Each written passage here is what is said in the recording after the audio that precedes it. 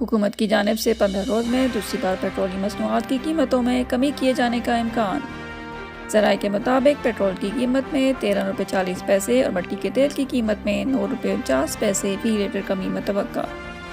وزارت پیٹرولیم ذرائع نے بتایا ہے کہ عالمی سطح پر پیٹرول کی قیمت میں $7.26 فی بیرل کی کمی ہوئی، جس کے بعد عالمی سطح پر پیٹرول کی قیمت میں $98.99 فی بیرل کی سطح پر آ گئی۔ اسی طرح ڈیزل کی قیمت میں 8 روپے 19 پیسے فی لیٹر کمی کا امکان ظاہر کیا جا رہا ہے۔ عالمی سطح پر ڈیزل کی قیمت $4.68 کی کمی سے $99.37 فی بیرل ہو گئی۔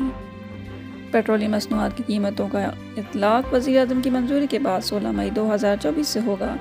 یاد رہے کہ اس وقت پیٹرول کی فی لیٹر قیمت $288.49 اور ڈیزل کی قیمت $281.96 فی لیٹر میں فروخت جاری ہے۔